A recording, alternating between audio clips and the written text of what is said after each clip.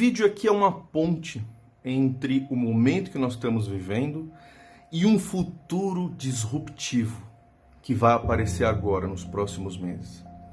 Mas antes eu tenho que te contar uma história. No ano de 2018, eu li um artigo físico que fazia uma conexão profunda entre problemas computacionais difíceis, problemas NP, e a física.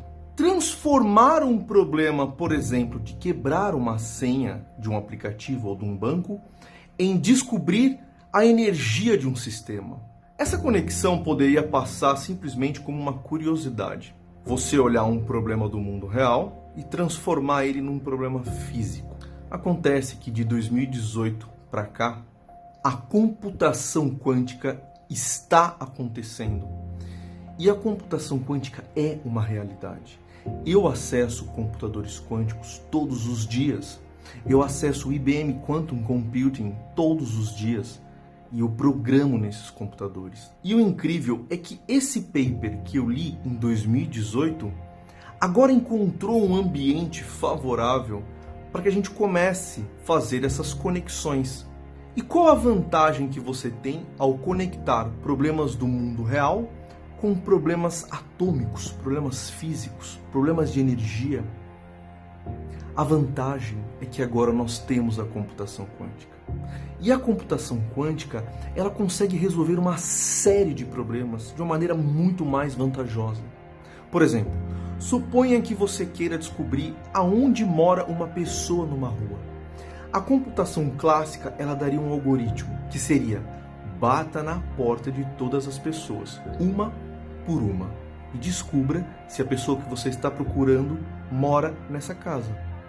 A computação quântica, ela é diferente. Ela bate em todas as portas ao mesmo tempo. Eu sei que pode ser um pouco de fantasia o que eu estou falando e no dia a dia a conexão com a nossa realidade pode ser muito baixa, mas eu estou falando de mecânica quântica. Então coisas estranhas acontecem nesse domínio. Acontece que nós estamos descobrindo como utilizar essas estranhices da mecânica quântica para resolver os nossos problemas no dia a dia. E eu me interessei por isso em 2018.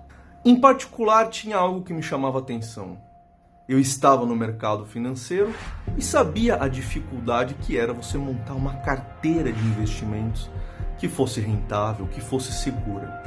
E eu me interessei pela possibilidade de utilizar esses mecanismos para buscar carteiras de investimentos. Mas em 2018 a realidade ainda não estava muito a favor das pessoas que não estão trabalhando diretamente no desenvolvimento dessas tecnologias. Em 2018 eu criei um programa chamado eQuant, um programa totalmente clássico que utilizava uma programação não linear para encontrar essas carteiras de investimento. Isso foi bom porque eu aprendi muito como extrair o máximo do potencial clássico para poder resolver esses problemas. Muitas coisas inteligentes apareceram nesse sistema. Só que para mim estava claro que eu sozinho não ia conseguir fazer esse programa ser incrível. Então o que eu fiz? Eu fiz um enorme esforço para liberar esse programa para as pessoas usarem. E o resultado foi incrível. Eu perdi as contas de quantas carteiras o eQuant calculou em 3 anos. Ele trabalhava 24/7 e as pessoas iam me dando feedback. E eu ia aprendendo e melhorando cada vez mais o sistema. Os resultados foram incríveis. Os feedbacks foram os melhores possíveis. O eQuant foi melhorando muito e eu também melhorei muito. Sobre como eu consigo extrair cada bit de informação correta dos meus dados e calcular só o que eu preciso calcular. O eQuant, ele trabalha com todas as ações do índice Ibovespa, são mais de 80 ações. E uma carteira levava em torno de 2 horas a 2 horas e 40 para ser calculada no início do programa. Esse tempo reduziu para 4 a 7 minutos nas últimas vezes que o algoritmo rodou. Isso porque eu fui aprendendo o que deve ser calculado e não calcular aquilo que nem precisa ser calculado. Liberar espaço para performance e tirar o peso daquilo que eu não vou utilizar. E por conta disso, eu abri um perfil nas redes sociais para tratar desse assunto e falei dele até o início de 2021. Acontece que esse software evoluiu tanto que as melhorias já eram cada vez menos importantes. Ele já estava atingindo o limite dele. E aí eu cheguei no momento e disse: esse projeto precisa parar. E ele só vai voltar agora quando a computação quântica estiver num nível que eu consiga acessar ela e utilizar tudo que eu aprendi para fazer essas carteiras de investimentos. E se você tiver coragem, vai até o meu Instagram e veja as minhas primeiras postagens. Basicamente era sobre o eQuant. E deu certo. Neste meio tempo, a IBM liberou acessos incríveis para os seus computadores quânticos, uma linguagem nova chamada Qiskit. E eu estou aprendendo a utilizar essa ferramenta. Inclusive, até ensino no meu site como fazer esses portfólios com poucas ações, utilizando a computação quântica. Mas eu queria dar um passo além. Eu queria transformar o eQuant num solver quântico. E agora chegou o momento. Eu reativei o eQuant essa semana. Isso significa que ainda está arriscado mexer com esse software, porque muitas coisas mudaram, a tecnologia mudou, a programação mudou, os ambientes que eu opero esse sistema mudou. Então, ainda eu estou operando em fase de testes esse software. E também é muito difícil, ou talvez até impossível, analisar as 80 ações do Ibovespa num computador quântico, visto que os meus acessos são bem limitados. Eu acesso computadores de 4 a 7 qubits da IBM. Então, eu desenvolvi uma estratégia. Eu estou utilizando uma composição híbrida da computação clássica com a computação quântica.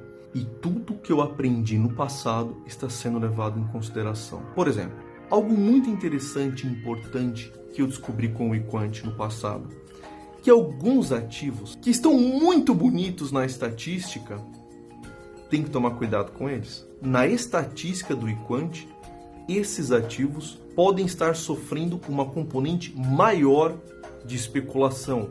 Ele está mais descolado dos seus fundamentos. Então, esses ativos que estão muito bom estatisticamente dizendo, eles não entram na minha análise. Isso é o filtro anti-especulação. E ativos que também estão muito ruins não entram na análise. Para que eu vou utilizar esses ativos? Se afinal, uma das premissas do eQuant é que a estatística do ativo é preservada, é uma premissa, não é a realidade, é só uma aproximação.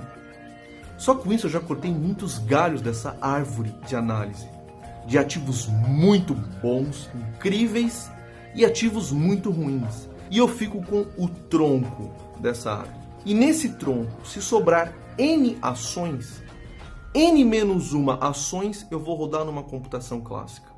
E uma ação eu rodo na computação quântica. Agora eu estou aprendendo como fazer isso. O próximo passo é rodar N-2 ações na computação clássica e 2 na computação quântica. E assim por diante. Até que o objetivo final seja alcançado. Eu consiga rodar todas essas ações na computação quântica. Acontece que esse é um problema muito complicado, principalmente para mim. Para mim é bem difícil conectar esses mundos. Bem difícil. Mas está acontecendo. Então agora eu deixo o meu convite. Se você tem interesse nesse tipo de projeto e quiser colaborar com o eQuant, entre no meu site www.econofísico.com.br e rode uma carteira no eQuant, experimente ele, você vai me ajudar. Os testes que as pessoas fazem me ajudam. Eu liberei o eQuant faz um dia e eu já descobri coisas que o eQuant pode melhorar com os testes das pessoas. O teste real é implacável. Veja, isso não é uma recomendação de investimento. É um projeto de como eu resolvo um problema NP com a computação quântica. É um solver quântico. Ele é muito interessante e eu vou deixar referências no meu site para vocês aprenderem mais sobre como você pode conectar a computação quântica com problemas do mundo real.